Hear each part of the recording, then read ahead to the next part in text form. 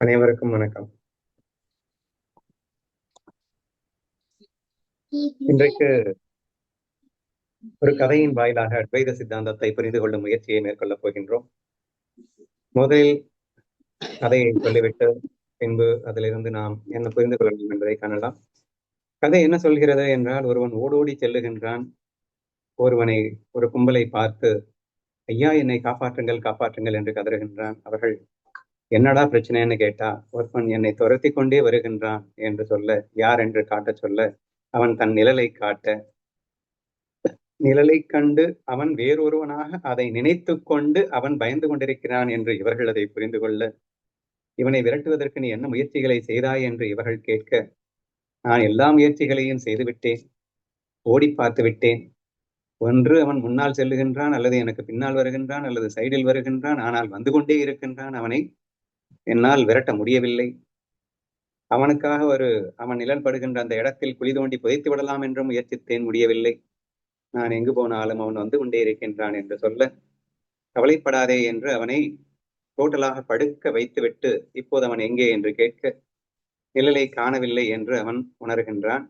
அப்போது அவர்கள் சொல்லுகிறார்கள், நிழல் உன்னை விட்டு தனியாக இல்லை, நீயேதான் நிழல் என்று அந்த உண்மை உணர்த்தப்படுகிறது. ஸோ இந்த கதையில நம்ம டீப்பா வேற என்ன புரிஞ்சுக்கணும் அப்படிங்கிறது. ஸோ கதை பார்க்கும் போதே ஆட்டோமேட்டிக்லி இது ஒரு மிகப்பெரிய அத்வைத சித்தாந்தத்தை சொல்லக்கூடிய கதை என்பதை உணர்ந்திருப்பீர்கள். சரி, இப்ப நான் இதை எப்படி சொல்ல போறேன் அப்படின்னு பார்க்கலாம். இப்போ நம்ம எல்லாருமே பயப்படுறோமா இல்லையா அப்படின்னு கேட்டா, கண்டிப்பா பயம் இல்லாத மனிதனே கிடையாது, எக்ஸப்ட் ஞானிஸ், இல்லையா?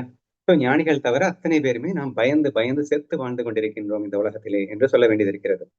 எதற்கு பயப்படுகின்றாய் என்று கேட்டால், அவன் காட்டுகின்றான் இந்த உலகத்தை, அல்லது வேறொரு மனிதனை, அல்லது ஏதேதோ கையை காட்டுறான், அங்க அதை பார்த்து பயப்படுறேன், இதை பார்த்து பயப்படுறேன், அப்படி ஆயிடும் பயப்படுறேன், இப்படி ஆயிடும் பயப்படுறேன் என்றெல்லாம் அவன் கையை காட்டி காட்டி சுட்டி காட்டுகின்றான், சரியா?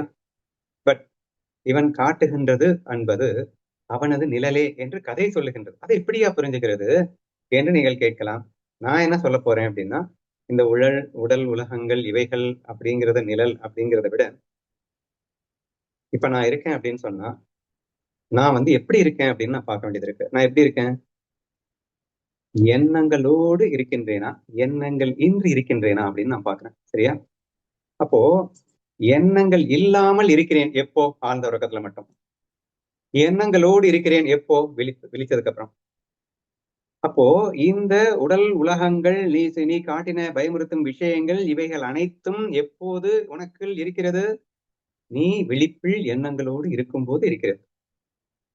ஆனால் அந்த நிழல், அந்த உடல் உலகங்கள், அந்த பயமுறுத்தும் விஷயங்கள் உனக்கு ஆழ்ந்த உறக்கத்தில் இருந்ததா? இல்லை. ஏன் இல்லை? ஏனென்றால் அங்கே எண்ணங்கள் இல்லை. இதுல இருந்து 100% ஒரு விஷயம் ரொம்ப தெளிவா கன்ஃபார்ம் ஆயிடுச்சு. இந்த எண்ணங்கள் தான் என்னை விட்டு தனியாக இருப்பதாக நினைத்து கொண்டதோடு மட்டுமில்லாமல் அது என்னை விரட்டுவதாகவும் நினைத்து நான் பயந்து கொண்டிருக்கின்றேன் அப்படின்றத புரிஞ்சுக்கணும், சரியா? இப்ப நீங்க கேட்கலாம், ஏன்பா உடம்பும் நிழலும் ஒண்ணுங்கிறது எங்களுக்கு புரியுதுப்பா, ஆனா நீயும் எண்ணமும் ஒண்ணு அப்படிங்கறத நான் எப்படி புரிஞ்சுக்கிறது அப்படின்னு கேட்கலாம். எண்ணங்களுக்கு என்று தனியாக சுதந்திரம் இருக்கிறதா? எண்ணங்கள் அப்படிங்கிறதுக்கு சுதந்திரமே கிடையாது. நான் இருக்கும் வரை எண்ணங்கள் இருக்கிறது. நான் இல்லை என்றால் எண்ணங்கள் இல்லை. அப்படியே தூக்கத்துக்கு போயிருங்க, ஈஸியா புரியும். நான் இருக்கேன், அப்போ எண்ணங்கள் இல்லாம இருக்கேன். நான் இருக்கேன், எண்ணங்களோடு இருக்கேன், சரியா? நானே இல்லைன்னா எண்ணங்கள் இருக்குமா அப்படின்னா கண்டிப்பா எண்ணங்கள் இருக்க சான்ஸே இல்லை. அப்போ பேஸ் அதிஷ்டானமாக அனைத்துமாக அந்த ஆத்மஸ்வரூபம் என்று நான் ஒருவன் இருக்கின்றேன். நான் இருப்பதால் இங்கே எண்ணங்கள் என்றும் எனக்கு இருக்கிறது அப்படின்னு புரிஞ்சுக்கணும், சரியா? சரி, அப்படியே ஃபுல் அத்வைத வேதாந்தத்தையும் சொல்றதுக்கு ட்ரை பண்றேன், புரியுதான்னு பாருங்க. இங்கே என்னென்னலாம் இருக்கிறது அப்படின்னு கேட்டீங்கன்னா, நம்ம கான்செப்ட் படி பார்த்தீங்க அப்படின்னா, ஈஸ்வரன் என்று ஒருவன் இருக்கின்றான். அப்புறம் லட்சக்கணக்கான உயிரினங்கள், ஜீவர்கள் அப்படின்னு சொல்லக்கூடிய 84 லட்சம் உயிரினங்கள், உயிர்பிறப்புகள், ஜீவர்கள் என்று இருக்கிறார்கள். பஞ்சபூதங்கள் இருக்கின்றன என்று இந்த உலகத்துல எக்கச்சக்கமான விஷயங்கள் இருக்கின்றன அப்படின்னு நம்ம பார்க்கிறோம். சரி, இது எல்லாமே இப்ப நீ யாரு அப்படின்னு சொன்னா, இப்ப நான் இந்த உடம்ப காட்டி சொன்னேன்னா கூட இதுவும் எண்ணம் தான். So we cannot say that this body is me. நான் பிரம்மஸ்வரூபம் என்று சொல்லிவிட்டேன். அப்ப பிரம்மஸ்வரூபம் அப்படிங்கிறதுக்கு பாடி எல்லாம் கிடையாது. அதுக்கு வந்து உருவம் எல்லாம் கிடையாது. நான் அப்படிங்கிறது நான் அருவமாக இருக்கக்கூடிய ஒரு சச்சித்தானந்த சொரூபம். அவ்வளவுதான் என்னால சொல்ல முடியும். ஆனா அது எண்ணங்களோடு, ஏன்னா நான் தூங்குனதுக்கு அப்புறம் இந்த பாடி கூட இல்லைங்க. I am not experiencing this body in the deep sleep. Please try to understand. ஏன்னா நான் இங்க நான் பாட்டு நான் சொன்ன இந்த பாடியை போய் நினைச்சிடாதீங்க. ஆத்மஸ்வரூபத்தை மட்டுமே இங்கே நான் என்று சொல்ல முடியும் அல்லவா? அப்போ இந்த தாட் இருக்கும்போதுதான் இந்த பாடியே இருக்கு. இந்த பாடி மட்டும் இல்ல, உலகத்துல உள்ள எல்லா ஜீவர்களின் பாடியும் இருக்கு. பிளஸ் இதை ஆட்டுவிக்கின்ற ஈஸ்வரன் அப்படிங்கிற ஒரு கான்செப்டா இருக்கு. இப்ப இது எல்லாமே எங்க இருக்கு அப்படின்னு கேட்டீங்கன்னா, எண்ணங்கள் இருக்கும்போது மட்டும்தான் இருக்கு. எண்ணங்கள் இல்லை அப்படின்னா இல்ல. அப்ப நீ இருந்தாதான்டா நிழல் இருக்கும். நீயே இல்லைன்னா நிழல் இருக்காது. ஆமா. அப்போ நீ இருக்கிறதுனால நிழலும் இருக்கு. நீ இல்லைன்னா நிழல் இல்லை அப்படின்னா, நிழல் உன்னை விட்டு தனியாக இல்லைன்னு புரியுதா? ஆமா, புரிஞ்சிருச்சு. அப்ப நீயே தான் நிழலாகவும் இருக்கிறாய் என்று புரிகிறதா? ஆனால் நீ நிழல் இல்லை. நீ நிழல் இல்லை என்றாலும் நீ இல்லாமல் நிழல் இல்லை என்று உனக்கு புரிகிறதா? பிரம்மம் இல்லாமல் மாயை இல்லை, ஆனால் பிரம்மமே மாயையாக இருக்கின்றது என்றாலும் கூட பிரம்மம் மாயை அல்ல என்று புரிகிறதா என்று நாம் அந்த அத்வைத சித்தாந்தத்துக்குள்ள என்ட்ரி ஆகிறோம் இப்போ. சரிப்பா, இப்போ ஒரு விஷயம் எனக்கு புரிஞ்சிருச்சு. ஆக வெறும் பிரம்மஸ்வரூபமாக இருக்கின்ற நான் எண்ணங்களோடு இருக்கும்போது அப்படின்னா விழிப்பில் அப்படின்னு அர்த்தம். ஏன்னா நான் தூங்கிட்டு இருக்கிறப்ப எண்ணங்களோடு இல்லை. நான் விழிச்சின உடனே நான் உடனே என்ன விழிக்கிறதே இது எண்ணங்கள் தானே விழிக்குது. விழிப்பு அப்படிங்கிறதுக்கு அர்த்தமே எண்ணங்கள் தானே.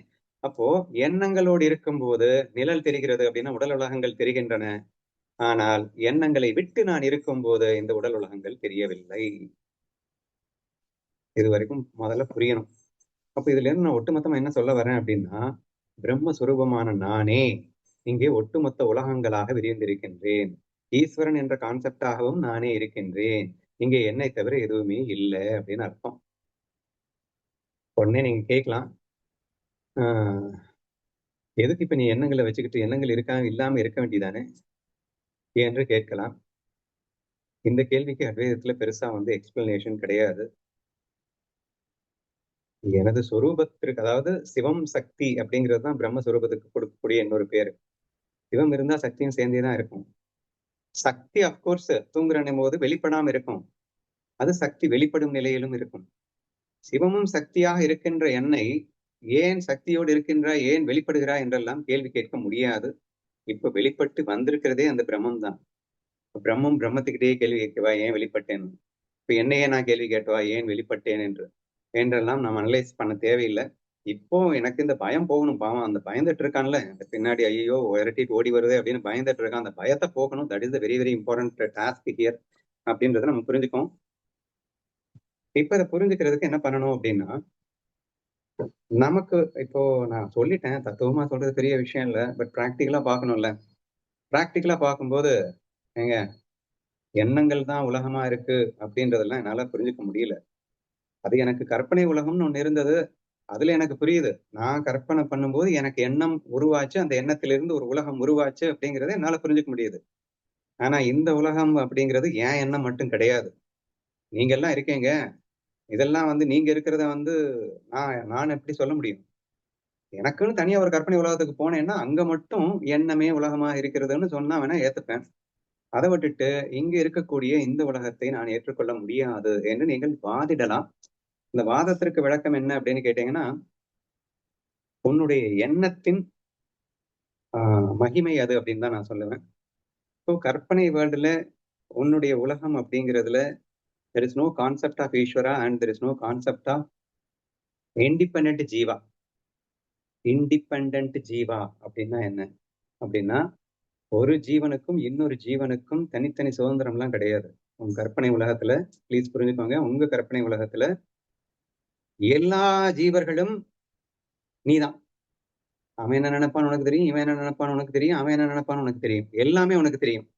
யார் யார் என்ன செய்ய போறாங்கன்றது உனக்கு தெரியும். நீ தான் ஆடுபவன், நீ தான் ஆட்டுபவன், அங்க நீயே தான் எல்லாமா இருக்க. That is the concept of imaginative world அப்படிங்கிறத நீங்க புரிஞ்சுக்கணும்.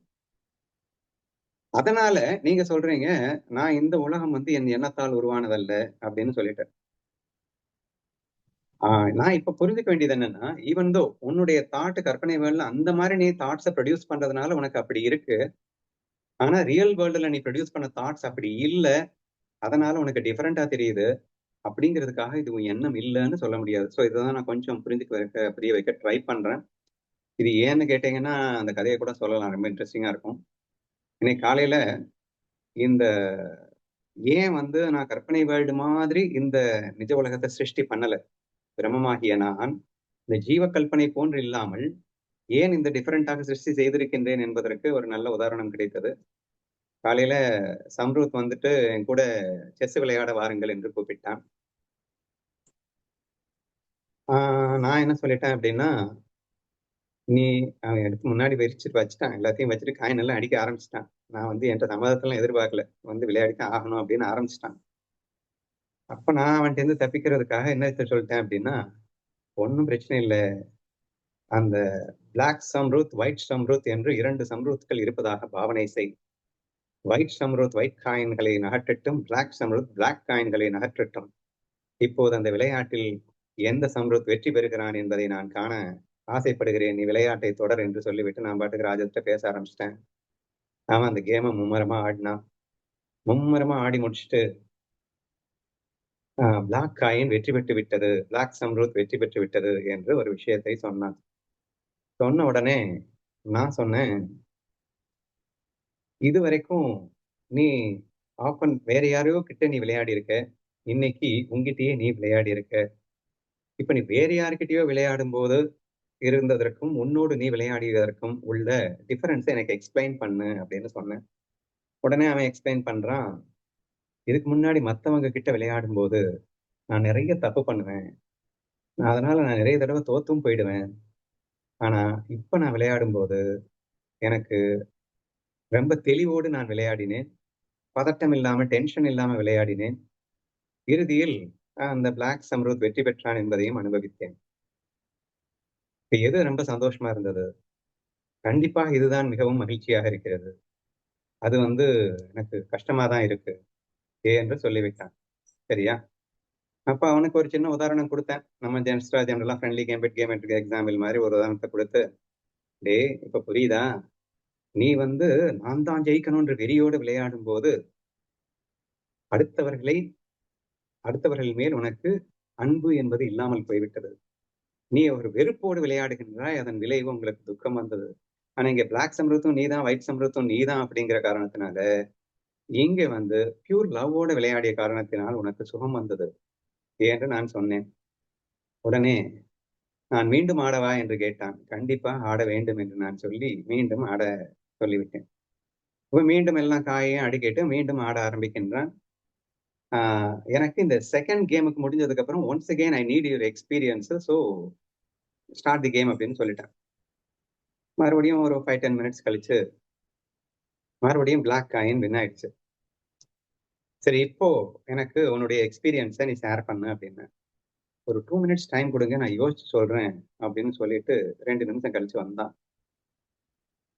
"எனக்கு என்ன சொல்றதுன்னே தெரியல" அப்படின்னா. "என்ன?" ஏன்னா, ஃபர்ஸ்ட் கேமுக்கு ஒரு 15 மினிட்ஸ் டைம் எடுத்துட்டான்னு வச்சுக்கோங்களேன். 2ண்ட் கேமு ஒரு 8 மினிட்ஸ்லயே முடிச்சுட்டான். அடுத்து 3ர்ட் கேம் இவனுக்கு என்ன தோணுது அப்படின்னா, முதல்ல வந்து நல்லா தான் இருந்தது. ஆனா 2வது அவ்ளோ இன்ட்ரெஸ்ட் இல்ல. இன்னொரு 3 தடவ அவன் விளையாட சொன்னோம்னா, எனக்கு போர் அடிக்குது, எனக்கு வேண்டான்னு சொல்லிட்டு போயிடுவான். அப்புறம் யோசிச்சு பார்க்குறான்.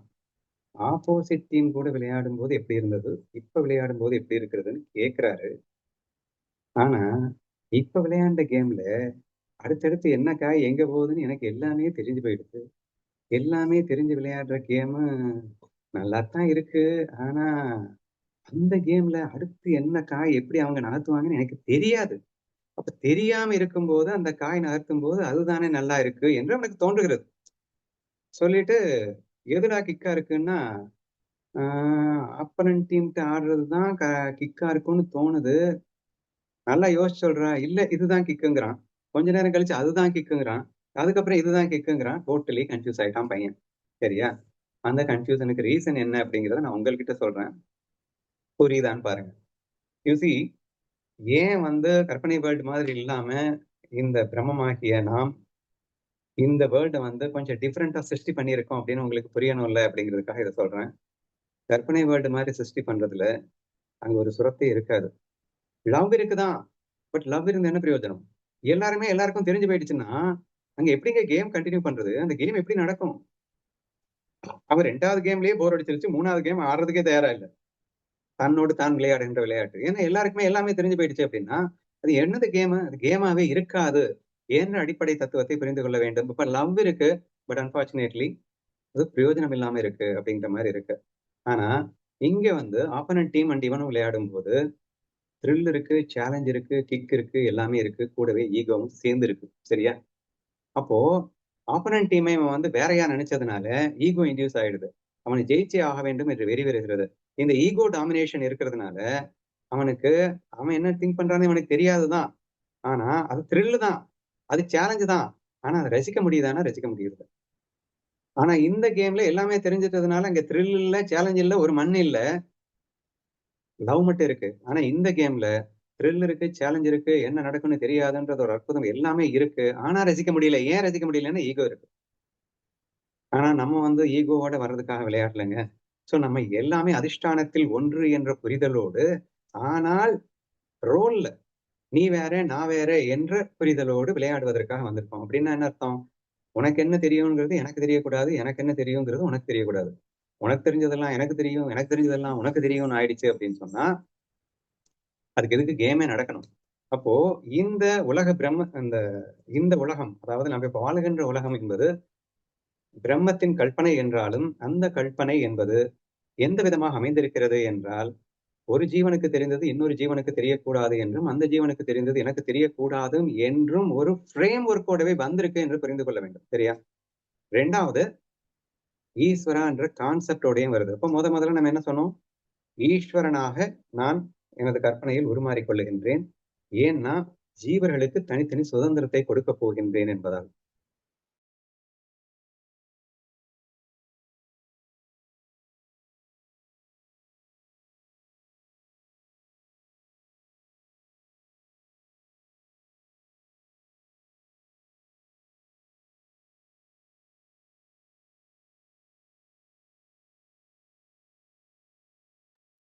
நாகே வில்லேதா கேட்கல, யாருக்குமே கேட்கல, யாருக்குமே கேட்கல. చెప్పలేదు వాళ్ళని யாருக்குமே கேட்கல.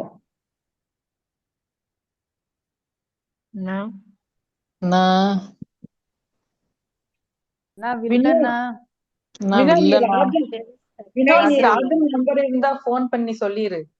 சொல்லிடுறேன். பேசிட்டே இருப்பாங்க, நீ சொல்லிரு.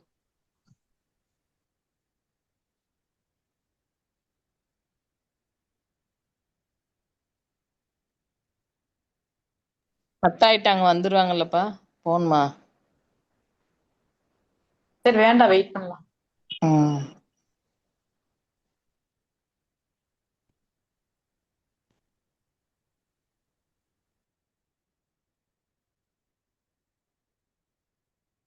சரி, சாரிமா, நெட்டு கட் ஆயிடுச்சு இடையில.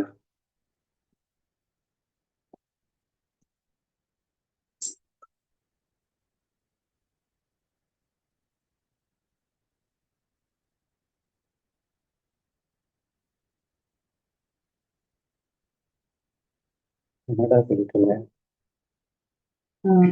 எனக்கு தெரிஞ்சது அவங்களுக்கு தெரியக்கூடாது அப்படின்னு ஃப்ரேம் ஒர்க் போட்டுட்டு ஸோ அந்த ஃப்ரேம் ஒர்க்கோட நம்ம வந்திருக்கோம் அப்படின்னு சொல்லியிருந்தேன். ஸோ ஈஸ்வரன் அப்படிங்கிறவனுக்கே கூட நான் என்ன நினைப்பேங்கிறது அவனுக்கு தெரியாது. ஆனா நான் நினைச்சதுக்கு அப்புறம் அவனுக்கு தெரிஞ்சு போயிடும். ஏன்னா என்ன ஆட்ட போறதே அவன் தான்.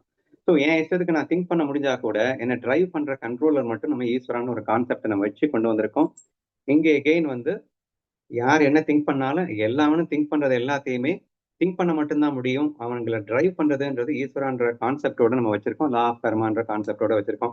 This is about the basic fact அப்படிங்கிறத புரிஞ்சுக்கணும். நார்மல் கற்பனை வேர்ல்டுக்கும் நம்ம ரியல் கற்பனை வேர்ல்டுக்கும் உள்ள ஒரு சின்ன டிஃபரன்ஸ் அப்படிங்கிறத தெரிஞ்சுக்கோங்க அப்படின்னு சொல்றேன். ஏன்னா கற்பனை வேர்ல்டு எல்லாமே ஒண்ணுதான். ஆனா அங்க ஒண்ணுங்கிறது கோரும் ஒண்ணு, ரோலும் ஒண்ணு. சரியா? பட் இங்க வந்து கோர் அதிஷ்டானத்துல எல்லாருமே ஒண்ணுதான். ஆனா ரோல்ல வேற வேறையாக இருக்கிற மாதிரி வச்சுதான் இங்க இந்த கேமே வந்து சிருஷ்டிக்கப்பட்டிருக்கிறது என்பதை நாம் புரிந்து கொள்ள வேண்டும் அப்படின்னு சொல்ல வரேன். பட் இவ்வளவு நேரம் நான் பேச வேண்டிய அவசியமே இல்லை. ஏன்னா நிழலை பத்தி எதுக்கு இவ்வளவு ஆராய்ச்சி? ஆக்சுவலா இது நிழலு. இது நிழலுன்னு புரிஞ்சுக்கிட்டாலே போதும், நம்ம வந்து பிரம்மஸ்வரூபத்துல ஆனந்தமா வாழ்ந்துகிட்டே இருக்க முடியும். ஆனா இந்த நிழலை தன்னை விட்டு வேறாக நினைத்து அது என்னை டிஸ்டர்ப் பண்ற மாதிரியும் கற்பனை பண்ணதுனாலதான் அந்த நிழல் வந்து தன்னை துரத்துவதாகவும் இவன் கஷ்டப்படுவதாகவும் நினைத்த வில்லங்க எல்லாமே. ஆனா இது எல்லாமே எண்ணங்கள்னு நினைச்ச மாத்திரத்திலேயே எண்ணங்கள்ன்றது இருக்காங்க. எண்ணங்கள்ன்றது உண்மை இல்ல. அது சும்மா நாச்சுக்கும். இப்ப கற்பனை வேர்ல்டுன்னு 1000 தான் நீ கற்பனை பண்ற. அந்த கற்பனையின் வாயிலாக பெரிய உலகமே விரிந்தது. அந்த என்னென்னமோ நடந்தது. அதுக்கு உனக்கு அனுபவமே கொடுத்தது. Is it really any true that? உண்மையில ஏதாவது உலகம் இருந்ததா? அது அனுபவத்தையே கொடுத்ததுன்றதுனால கூட அது உண்மைன்னு சொல்லிட முடியுமா? இல்ல. அதே மாதிரிதான் இங்கேயும் கூட ஒரு டிஃபரெண்ட் செட்டப்போட நீ இந்த உலகம் சிருஷ்டிக்கப்பட்டிருக்கிறது அப்படிங்கிறதுக்காக அது இருக்குன்னு ஏன் நினைக்கிற அப்படின்னு சொல்ல வரேன். சரியா? நீங்க உடனே சொல்லுவேன் கற்பனை வாழ்டு வேணா இல்லைன்னு சொல்லிடுவேன். இந்த நிஜ வாழ்டு நான் அப்படி சொல்ல மாட்டேன். எண்ணங்கள் இல்ல. எண்ணங்கள் இல்லைன்னா உலகமே இல்லை இல்லப்பா. நீ தூங்கி எந்திரிச்ச உடனே எண்ணங்கள்ல இருந்து தானே இந்த உலகம் விரியுது. அதனால நீ வந்து இதை தவறா புரிஞ்சுக்கணும்னு அவசியம் இல்லை. அதெல்லாம் கிடையாது. இந்த நிஜ வாழ்டெல்லாம் நான் உண்மையானதான் நம்புவேன் அப்படின்னு சொன்னீங்கன்னா ஏன் அந்த மாதிரி திரும்ப திரும்ப நமக்கு வந்து புரியாமல் போகுது அப்படின்னு சொன்னா இங்க ஈஸ்வர சிருஷ்டி ஜீவ சிருஷ்டி அப்படிங்கிற காம்பினேஷனோட கேம் நடக்கிறதுனால நமக்கு அப்படி தோணுது. பட் நீ என்ன புரிஞ்சுக்கணும், நான் என்ன புரிஞ்சுக்கணும், நான் தான் பிரம்மஸ்வரூபம்னு வச்சுக்கோங்களேன். அப்ப நான் என்ன புரிஞ்சுக்கணும் அப்படின்னா ஈஸ்வர சிருஷ்டியும் மாயான்னு புரிஞ்சுக்கணும். ஏன்னா ஈஸ்வரனாலும் எண்ணங்களால் தான் விரிந்தேன். பின் மீண்டும் பல்லாயிரம் ஜீவர்களாக எண்ணங்களால் தான் விரிந்தேன். இப்ப எண்ணம் இல்லை அப்படின்னா அங்க ஜீவனும் இல்லை ஈஸ்வரனும் இல்லைன்னு நல்லா புரிஞ்சுக்கோங்க. Please try. இந்த பாயிண்ட் கொஞ்சம் நல்லா அண்டர்லைன் பண்ணி கேட்டுக்கோங்க. வெரி இம்பார்ட்டன்ட் பாயிண்ட் நான் சொல்ல போறேன். உன்னுடைய எண்ணம் இல்லை அப்படின்னு சொன்னா அங்கே ஈஸ்வரனும் இல்லை ஜீவனும் இல்லை என்று புரிந்து கொள்ளுங்கள். எண்ணம் தான் ஈஸ்வரனாகவும் விரிந்தது, எண்ணமே தான் ஜீவனாகவும் விரிந்தது. ஆனா உனக்கு இந்த செட்டப்பின் காரணமாக சில விஷயங்கள் தெரியாம போகுது. உனக்கு சப்கான்சியஸ் மைண்ட்ல இருக்கிறது என்ன இருக்குன்னு உனக்கே தெரியல. ஆனா அது உன் எண்ணம் தான். உனது கர்மால என்னென்னலாம் இருக்கு அப்படிங்கிறது உனக்கே தெரியல. ஆனா அது உன் எண்ணம் தான். நீ ஏற்கனவே போட்டு வச்ச உன்னுடைய எண்ணங்களை மட்டும்தான் ஈஸ்வரன் ஆட்டி கொண்டிருக்கின்றான். ஆனால் அது உனக்கு தெரியல அப்படிங்கிறதுக்காக அது எண்ணங்கள் இல்லைன்னுட்டோ அது நீ இல்லை அப்படின்ட்டோ அர்த்தம் இல்லை. இதை மட்டும் நீங்க புரிஞ்சுக்கிட்டாலே போதும் அப்படின்னு நினைக்கிறேன். சரியா? அப்போ இந்த ஈஸ்வரன் என்று ஒரு கான்செப்ட் எதுக்கு இருக்கு அப்படின்னா நம்மை ஆட்டுவிக்கிறதுக்கு. நம்ம இல்ல, ஈஸ்வரன் என்ற எண்ணம் ஜீவ எண்ணங்களை ஆட்டி கொண்டிருக்கிறது. அப்படின்னா என்ன? இல்லாத ஈஸ்வரன் இல்லாத ஜீவன்களை ஆட்டிக்கொண்டிருக்கின்றான்னு நான் சொல்ல வரேன். ஏன்பா ஈஸ்வரனை போய் இல்லைங்கிற? எண்ணங்கள்னாலே இல்லைங்க. எண்ணங்கள் இல்லைன்னா ஈஸ்வரனும் இல்லைங்க. ஈஸ்வரனும் மாயதாங்க, ஜீவனும் மாயதானங்க. அப்படி நீங்க பார்த்தீங்க அப்படின்னு சொன்னா இங்கே எண்ணங்களிலிருந்து வந்த ஈஸ்வரா, எண்ணங்களால் இருந்து உதயமான ஜீவா, இவற்றை கட்டுப்படுத்தி கொண்டு இந்த கேம் நடந்து கொண்டிருக்கிறது என்று நீங்கள் புரிந்து கொள்ளுமாறு கேட்டுக்கொள்கிறேன். சரியா? சரி, இவ்வளோ டீடைல்டு எக்ஸ்பிளனேஷன் அப்படிங்கிறது கொடுக்கறதன் நோக்கம் வந்து நமக்கு என் அனுபவப்படி எனக்கு புரியலையே தெரியலையே அப்படின்னு நம்ம சொல்றதுனால இவ்வளவு சொல்ல வேண்டியது இருக்கு. உன் கற்பனையை மட்டும்தான் நீ அனுபவிக்கிற அப்படிங்கிறதுக்கு உன்னுடைய கர்மாப்படிதான் நடக்கிறது கூட. நான் நினைப்பது என் எண்ணம் எனக்கு புரிகிறது. எனக்கு நடப்பது எப்படி எனது எண்ணம் என்று சொல்வீர்கள்? உனக்கு நடப்பது நீ ஏற்கனவே கர்மாவால் போட்டு வைத்த எண்ணம் தான். அதனால் அதுவும் உன் எண்ணம் தான். இங்கே பிரம்மஸ்வரூபம் மட்டும்தான் இருக்கிறது. அந்த பிரம்மஸ்வரூபம் எண்ணமாக விரிகிறது. அந்த விரிதலிலே இந்த கர்மா கான்செப்ட் உள்ள போயிருக்கிறதுனால அது உனக்கு புரியல. கற்பனை வேர்ல்ட்ல கர்மா கான்செப்ட் கிடையாது, ஈஸ்வரா கிடையாது, ஒண்ணும் கிடையாது. அதனால புரியுது. இங்க இந்த கான்செப்ட் இருக்குன்றதுனால உனக்கு புரியல என்றுதான் நீங்கள் புரிந்து கொள்ள வேண்டும். இப்ப இந்த இவ்வளவு அனாலிசிஸ்க்கு அப்புறம் கண்டிப்பா புரியும். ஏன் புரியும் அப்படின்னா உங்க அனுபவத்தை ஒப்பிட்டு பாருங்க. உன் கையில எல்லாமே இருக்கா? நீ நினைச்சதெல்லாம் நடக்குதா? அப்ப நீ நினைச்சது நடக்கல. இப்ப ஈஸ்வரன்ற ஒருத்தர் இருக்கான், அவன் நினைக்கிறதா நடக்குது. இதெல்லாமே பிராக்டிகலா நம்ம பார்த்துட்டு இருக்கோம். பிரம்மம் ஆட்டுபவனாக இருக்கின்றான், அதாவது ஈஸ்வரன் ஆட்டுபவனாக இருக்கின்றான். ஜீவன் நம்ம நம்ம கையில ஒண்ணும் இல்லை. எண்ணங்கள் உற்பத்தி பண்றது மட்டும்தான் நம்ம கையில இருக்கு. இது எல்லாமே நம்ம இந்த வேதத்துல இருந்து இதை கத்துக்கிட்டதுக்கு அப்புறம் நம்ம பிராக்டிகல் எக்ஸ்பீரியன்ஸை பார்த்தா உண்மையான நம்ப தோணுது. சரியா? இதெல்லாம் உண்மைன்னு நம்பிட்டு நீங்க இந்த லீலையில மாயையிலேயே உழல்வதற்காக நம்ப சொல்லவில்லை. இது எல்லாம் மாயை என்று புரிவதற்காக உலகம் சொல்ல வேண்டியது. கனவு என்று ஒன்று வந்தது. அந்த கனவிலே நீ ஒருவனே பெரிய உலகமாக விரிந்தாய் என்பது எப்படி உண்மையோ அப்படித்தான் கனவுலையும் வந்து எல்லாமே ஈஸ்வர கான்செப்டோட கலந்ததுதான் உன் கனவு. எந்த கனவு உனக்கே தெரியாது. அங்க அவன் என்ன நினைப்பான்னு உனக்கு தெரியாது, இவன் என்ன நினைப்பான்னு உனக்கு தெரியாது. It's an absolute. அந்த ட்ரீம்லாம் வந்து அற்புதமான ஒரு விஷயம். இந்த நிஜ வேர்ல்டு எனக்கு நம்பிக்கை இல்லை, நிஜ வேர்ல்டு நம்பிக்கை இல்லைன்னு சொல்றவங்களுக்கு எல்லாம் வந்து இந்த dream world biggest example to prove that கற்பனை வேர்ல்டு மாதிரி இல்லை இந்த நிஜ உலகம். ஆனா உன்னுடைய கனவு உலகம் என்பது அப்படியே இந்த நிஜ வேர்ல்டு மாதிரி தானே இருக்கு. அங்க ஈஸ்வரன்ற கான்செப்ட் இருக்கு. ஏன்னா அங்க ரிசல்ட் நீ டிசைட் பண்றது இல்ல. அங்க வந்து அடுத்த எந்த ஜீவன் என்ன நினைக்குதுன்னா, ஒரு புலி உன்னை துரத்திட்டு இருக்குன்னா அந்த புலியாக நீ இல்ல, ஓடுமோனாக மட்டும்தான் நீ இருக்கின்ற. அப்போ அது வேற இது வேறையா தான் இருக்கு. அப்போ இங்க எப்படி இருக்கோ அப்படியே தான் இருக்கு. ஆனா என் எண்ணம் மட்டுமே தான் அங்க ஈஸ்வரனாகவும் விரிஞ்சது, என் எண்ணம் மட்டுமே தான் அங்க பல்லாயிரக்கணக்கான ஜீவனாகவும் விரிந்தது. ட்ரீம்ல 100% ஒப்புக்கிட்டு தானங்க ஆகணும். அப்ப ட்ரீம்ல ஒத்துக்கிட்டேன்னா அப்படியே அந்த ட்ரீம் மாதிரி தான்டா இந்த ரியல் வேர்ல்டு அப்படின்னு சொன்னா ஒத்துக்கோங்களேன். கற்பனை வேர்ல்டு மாதிரி இல்ல, சரி ஒத்துக்கிறேன், விடுங்க. பட் ட்ரீம் வேர்ல்டு மாதிரி தானே இந்த நிஜ வேர்ல்டு இருக்கு. அப்ப ட்ரீம் வேர்ல்டும் நிஜ வேர்ல்டும் என்று மாதிரி இருக்கு என்று ஒப்புக்கொள்ளும் போது இவ்வளவும் நம்ம அனலைஸ் பண்றதுக்கு மறுபடியும் ஃபைனலா நான் சொல்ல வர்றது, இந்த உலகத்தை புரிந்து கொண்டு ஆடுங்கள். இந்த உலகத்தில் நீங்கள் அப்படி ஆடுங்கள் இப்படி ஆடுங்கள் என்று சொல்வதற்காக அல்ல. இந்த உலகம் என்பது இல்லவே இல்லை என்பது புரிந்து கொள்வதற்காக எவ்வளவும் பேச வேண்டியது. ஈஸ்வரனும் இல்லை, ஜீவனும் இல்லை, இதுவும் மாயை அதுவும் மாயைனா இல்லவே இல்லை, தோற்றமாக தெரிந்து கொண்டிருக்கிறது என்பதை மட்டும் நீங்கள் புரிந்து கொள்ள வேண்டும். எப்படி கற்பனை வேர்ல்ட்ல உலகமே தோன்றியதுன்னா கூட இல்லவே இல்லை, சும்மா நாச்சுக்கும் தோன்றியதோ அப்படி இந்த நிஜ உலகம் என்பது இல்லவே இல்லை. இந்த உடம்பு இல்ல, இப்போ எனக்கு முன்னாடி இருக்கிற இந்த டேப்லெட் இல்ல, நீங்க இதுக்கு முன்னாடி உட்காந்து நீங்க என்கிட்ட பேசிட்டு இருக்கீங்கன்னா அதுவும் இல்ல, உங்களுக்கு ஏற்படுகின்ற வலி வேதனைகள் எதுவுமே இல்ல, உறவுகள் இல்ல, எதுவுமே இல்ல. இது எல்லாமே வெறும் எண்ணங்களால் தோற்றமாக தென்படுகிறது. இப்ப நான் திரும்பி திரும்பி நல்லா புரிஞ்சுக்கோங்க. தோற்றமாக தென்படுகிறது அப்படின்னு சொன்னா உண்மையிலேயே இல்ல, தோற்றமாக இருக்கிறது அப்படின்னா என்ன அர்த்தம்? பெஸ்ட் கற்பனை தான். அங்க வந்து உண்மையிலேயே இல்ல, ஆனா தோற்றமா இருந்துச்சா இல்லையா, அவரோட அனுபவத்தையே கொடுத்துச்சா இல்லையா, அந்த மாதிரி. இப்போ நம்ம ராஜத்தை எடுத்துக்கிறோம். ராஜத்துக்கு வலி இருக்கா இல்லையா அப்படின்னு கேட்டா என்ன இருக்கும்போது இருக்கு, என்ன என்ன இல்லைன்னா இல்ல அப்படிங்கிறது கன்ஃபார்ம் ஆயிடுச்சு. சரியா? அப்போ இந்த வலி வேதனை என்பது எண்ணத்திலிருந்து தோற்றமாக இருக்கிறது அப்படின்னு புரிஞ்சுக்கணும். தோற்றமாக இருக்கிறதுன்னா என்னையா அர்த்தம் அப்படின்னா, அது அனுபவத்தை கொடுத்தாலும் உண்மையில் அது இல்லைன்னு புரிஞ்சுக்கணும். அவளுக்கு வலிக்கும், நான் வலிக்காதுன்னு சொல்லல. ஆனா அது இல்ல, வலி அப்படிங்கிறது ஒண்ணுமே இல்ல. ஆனா வலிக்கிற மாதிரி நீ பாவனை பண்ணா அது வலிக்கிற மாதிரி இருக்கும், அவ்வளவுதான்.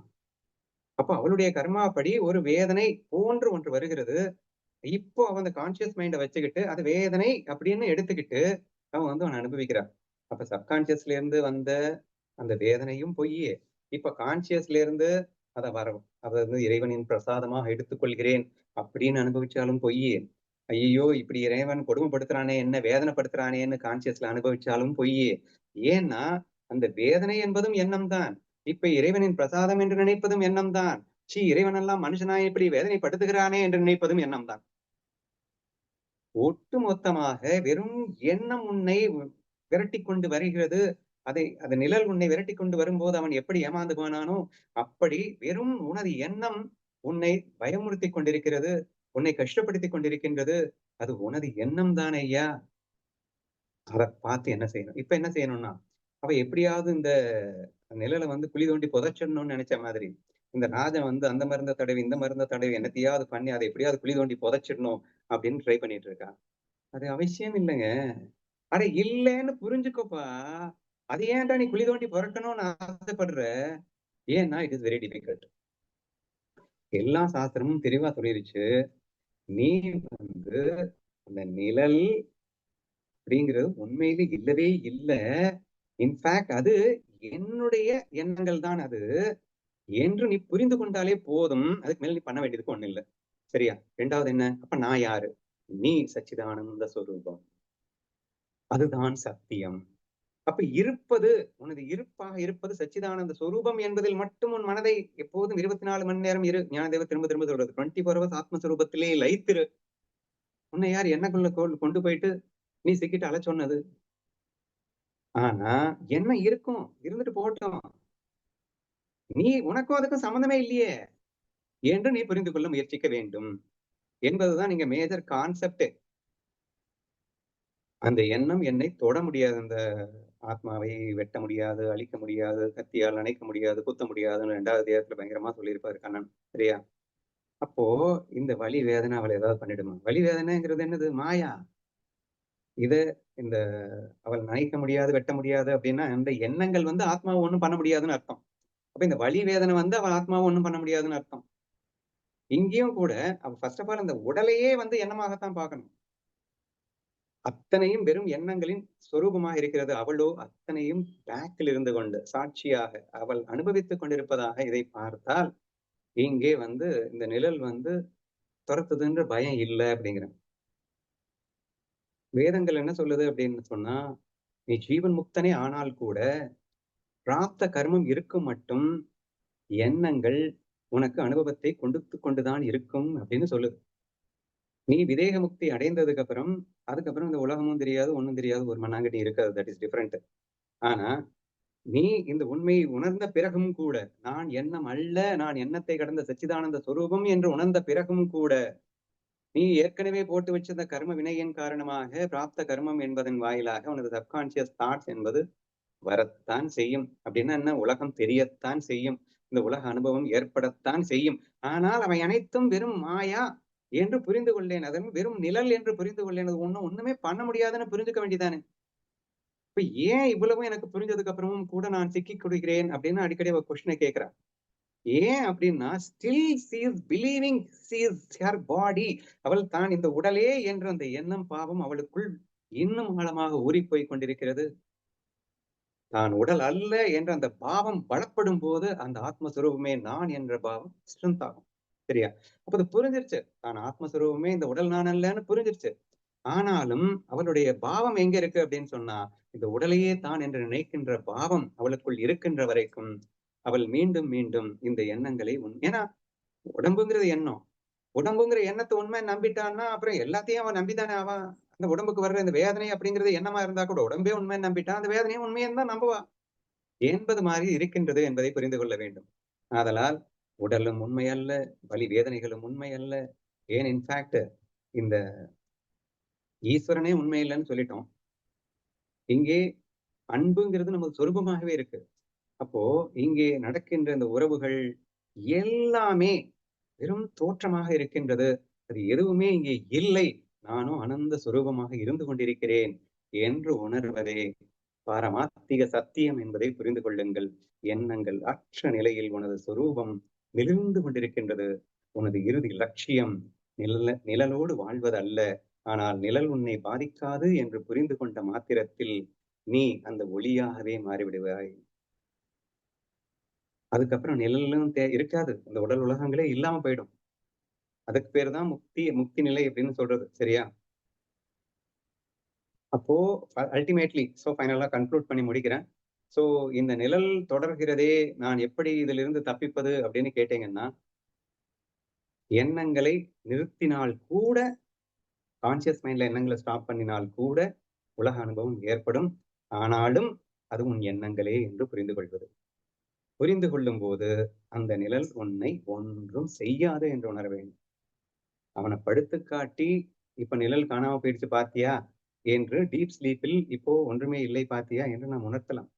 ஆனால் விழித்தவுடன் மறுபடியும் எண்ணங்கள் வரும். ஆனால் அது ஒன்றும் செய்யாது, அது உண்மை இல்லாத வெறும் தோற்றம் மாத்திரமே என்ற உண்மை தெளிவாக நாம் புரிந்து கொண்டோம் என்றால் நாம் ஆத்ம சத்தியத்தை புரிந்து கொண்டோம் என்று நினைக்கின்றேன். நான் சொன்னதையே திருப்பி திருப்பி சொல்லிட்டு இருக்கேன், புரிஞ்சிருக்கும்னு நம்புறேன்.